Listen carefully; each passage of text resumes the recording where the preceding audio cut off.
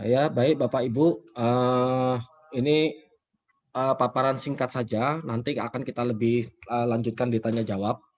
Jadi, 2 hal, pertama mengenai pendaftaran dan login. Ini yang akan kami underline adalah permasalahan-permasalahan yang, banyak kami temui saat ini saja. Untuk pertama pendaftaran. Jadi, pertama kali kita mau membuat akun, itu pasti akan muncul, seperti ini. Nah, sudah kami, ingatkan kemarin, dari 2020 ya, pada waktu rakor bahwa pastikan NIK di Dapodik itu setara dengan, eee, Dukcapil. Nah, ada 2 permasalahan nanti di sini, yang di Dapodik salah entry atau Dukcapilnya yang perlu diperbaiki.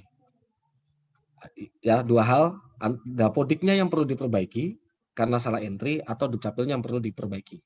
Nah, apabila di Dukcapil yang perlu diperbaiki, di sini ada pesan untuk menghubungi halo Dukcapil sekian, 15.537. Oke, selesai, semua entrian ini, selanjutnya, dapat di-entry, sesuai dengan, perintah dalam aplikasi, itu satu. Terus yang kedua, untuk, pelengkapan, data ini isi sesuai dengan apa yang diminta, lalu,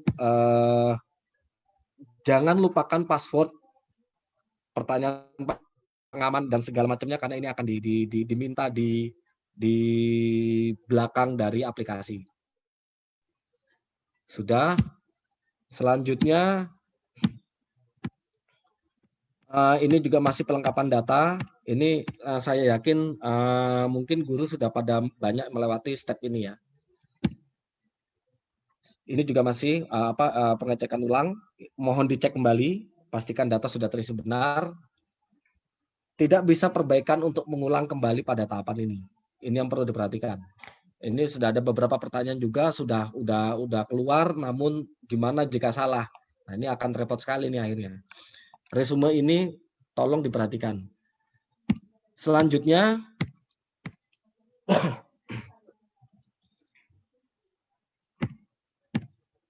ini nggak masuk. Selanjutnya kita masuk ke login untuk pendaftaran.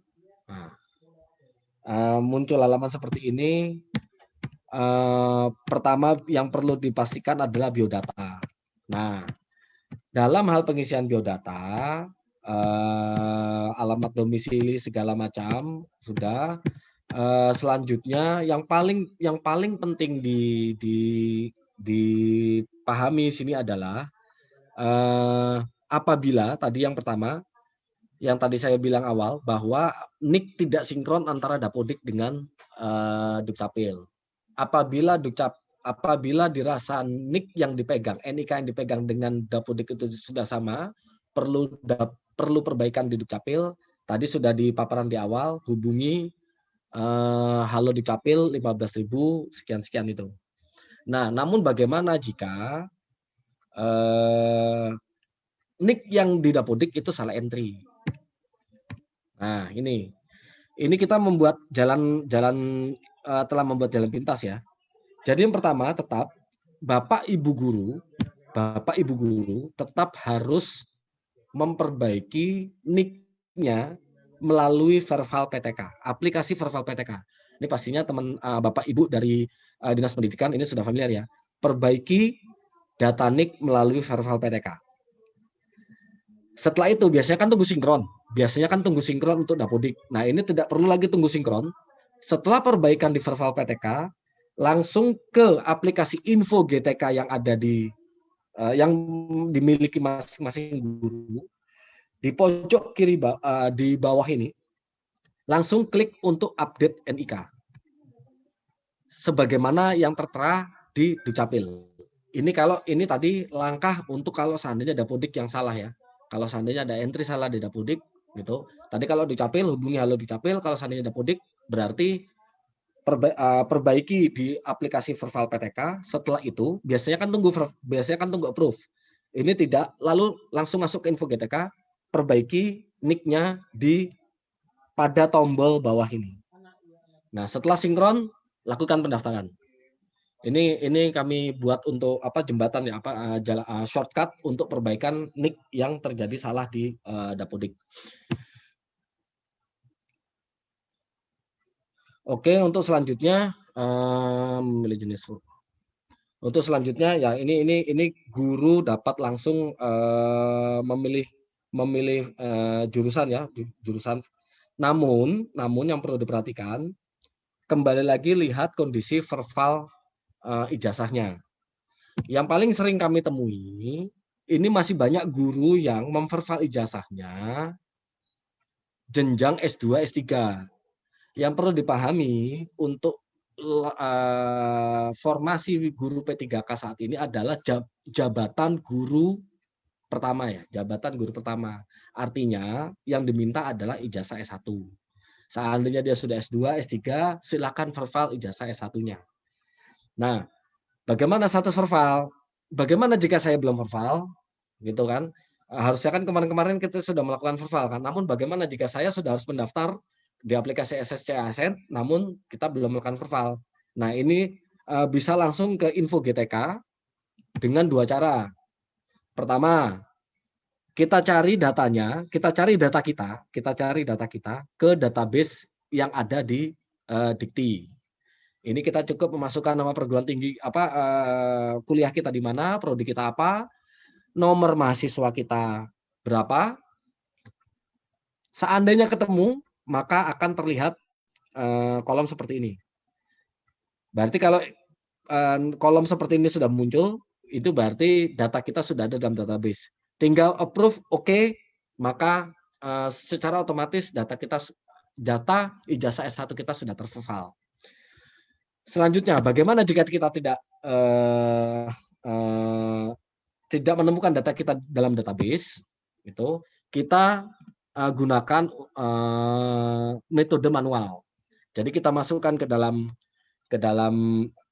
kita masukkan nama universitas kita, prodi, NIM. Seandainya tidak ditemukan, kita bisa unggah dokumen. Begitu unggah dokumen, kita lampirkan ijazah kita, maka verbal akan dilakukan dengan proses terpusat. Nah, bedanya apa? Apabila kita data kita ketemu secara otomatis dengan cara satu tadi, tanpa perlu melampirkan ijazah, itu verifikasi real time online langsung. Nah, seandainya kita melampirkan ijazah, itu berarti masih butuh waktu sekitar ya 1 atau 2 hari untuk pusat melakukan verifikasi. Tapi mudah-mudahan ini 1 hari kalau cuma verbal ijazah. Oke. Untuk selanjutnya, kita kemarin ada prioritas terhadap guru-guru yang sudah menjadi warga lokal di sekolah tersebut. Jadi misalnya ada guru bahasa Inggris, misalnya contoh guru bahasa Inggris mengajar di SMP 1 dan SMP 1 ternyata membuka formasi bahasa Inggris. Oke. Dan guru itu sudah melakukan verbal. Sudah terbukti bahwa dia memiliki linearitas bahasa Inggris bahasa Inggris yang linear, entah dari kualifikasinya atau dari sertifikasinya. Nah, cuman karena guru bersertifikat di sekolah negeri itu masih sedikit jumlahnya, maka linearitas itu lebih banyak dilakukan berdasarkan verbal aplikasi ijazah S1. Nah, apabila dia sudah verbal dan sudah dipastikan dia memang linear dengan bahasa Inggris, atau di sini contohnya untuk matematika, maka pemilihan formasi itu menjadi disable. Di sini abu-abu warnanya. Dia tidak memilih formasi lain. Dia tinggal cukup next saja, lanjutkan, secara otomatis dia akan mengisi di tempat di mana dia mengajar. Itu pertama. Terus yang kedua, apabila formasi di sekolahnya itu tidak ada, atau formasi sebetulnya ada, namun dia tidak terdeteksi linear pada formasi di sekolah tersebut, maka pemilihan jurusan formasi itu menjadi enable atau dapat dipilih.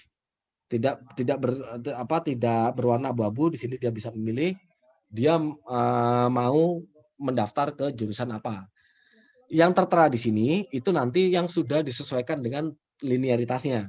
Jadi sekolah mana yang membuka sesuai dengan linearitasnya dia, dengan formasinya dia, maka akan muncul di list ini. Jadi ini ada beberapa juga pertanyaan ke kami, bagaimana guru bertanya, bagaimana saya tahu bahwa di situ sudah ada warga lokal? Seandainya di sini tertera ada pilihan, dia bisa memilih, berarti dia diperbolehkan untuk memilih formasi tersebut. Jika tidak, maka formasinya tidak akan keluar. Jika tidak, formasi tidak akan keluar. Selanjutnya,